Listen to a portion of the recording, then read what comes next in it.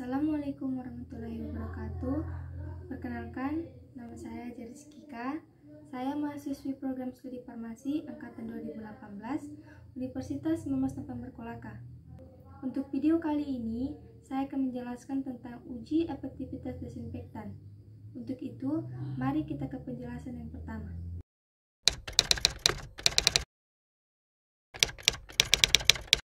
Mungkin sebagian besar dari kita sudah mengetahui apa itu desinfektan. Desinfektan adalah bahan kimia yang biasa digunakan untuk mencegah dan membunuh mikroba patogen yang terdapat pada benda-benda mati, seperti meja, kursi, lantai, dan lain sebagainya. Tindakan dari penggunaan desinfektan itu disebut dengan disinfeksi. Pada dasarnya, bahan kimia yang digunakan pada antiseptik sama seperti dengan desinfektan. Tetapi, tidak semua bahan kimia desinfektan adalah bahan kimia yang digunakan pada antiseptik, karena antiseptik memiliki batasan dalam penggunaannya. Suatu antiseptik harus memiliki sifat yang tidak merusak jaringan tubuh serta tidak keras, karena antiseptik biasa kita gunakan untuk mencuci tangan, desinfeksi kulit, perawatan kulit yang terinfeksi, serta digunakan sebagai obat kumur. Sedangkan desinfektan digunakan untuk benda-benda mati seperti lantai, meja, ganggang pintu, kursi, dan lain sebagainya. Untuk antiseptik, bahan kimia yang biasa digunakan yaitu etanol, alkohol, iodin, triklosan, dan trimol. Sedangkan untuk desinfektan, bahan kimia yang biasa digunakan yaitu fenol, alkohol, natrium hipoklorit, dan klorsilenol. Seperti yang telah saya jelaskan tadi, bahwa desinfektan itu hanya digunakan pada benda-benda mati saja. Mengapa desinfektan tidak digunakan seperti pada penggunaan antiseptik? Jika terkena kulit atau selaput lendir manusia, seperti mata dan mulut, maka akan mengakibatkan selaput tersebut terkikis sehingga menimbulkan iritasi. Akibatnya, kuman dapat dengan mudah masuk ke dalam tubuh sehingga dapat menimbulkan peradangan. Oleh karena itu, penggunaan cairan desinfektan harus sesuai dengan petunjuk penggunaan yang telah direkomendasikan. Kemudian ada beberapa kriteria desinfektan yang baik.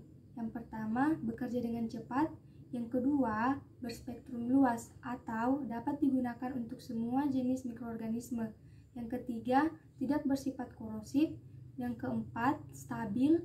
Kelima, mudah digunakan. Dan yang keenam itu ekonomis.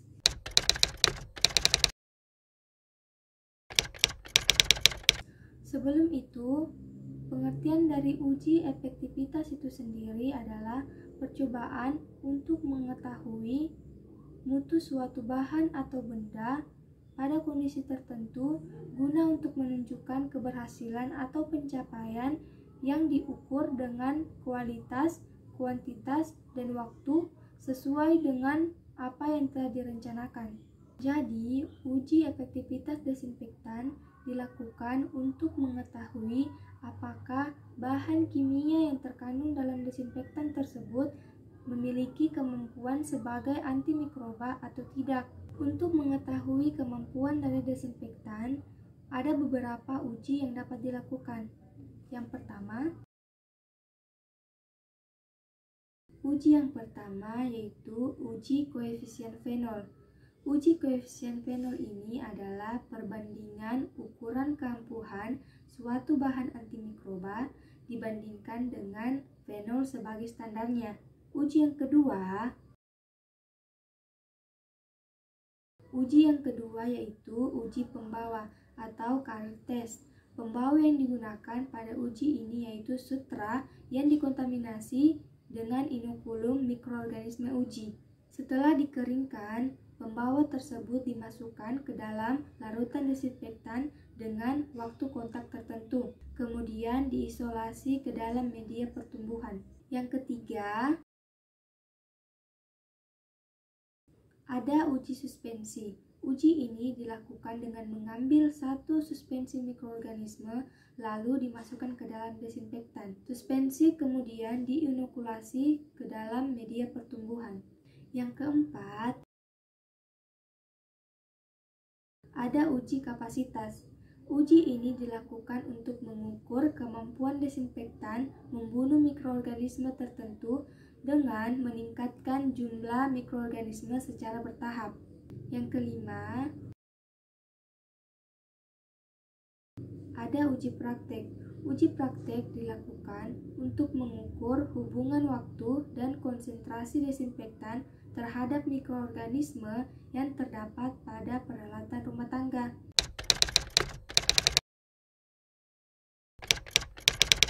Untuk pengujian efektivitas desinfektan dapat dilakukan dengan cara, misalnya, saya memiliki 5 macam sampel desinfektan dengan kandungan yang berbeda-beda. Untuk sampel yang pertama memiliki kandungan klorosilenol, sampel yang kedua mengandung natrium hipoklorit, sampel yang ketiga mengandung benzalkonium klorida, sampel yang keempat mengandung asam klorida, dan untuk sampel yang kelima mengandung minyak pinus. Mikroorganisme yang digunakan pada uji ini yaitu Salmonella typhi, dan untuk medianya digunakan yaitu nutrient broth. Nutrient broth ini adalah media yang digunakan untuk mikroorganisme yang berbentuk cair. Intinya, nutrient broth ini sama seperti dengan nutrien agar. Pada percobaan ini, uji yang digunakan yaitu uji koefisien fenol.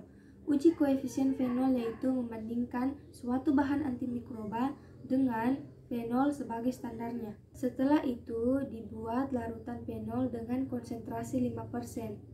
Larutan fenol tersebut kemudian diencerkan dengan perbandingan yang berbeda-beda. Sama seperti pada larutan fenol, larutan desinfektan juga diencerkan dengan beberapa perbandingan yang berbeda, yaitu dengan perbandingan 1:5, 1:10, 1:20, 1:30, 1:40, dan 1:50. Larutan fenol dan desinfektan kemudian dimasukkan ke dalam tabung reaksi sesuai dengan perbandingan yang telah saya sebutkan tadi.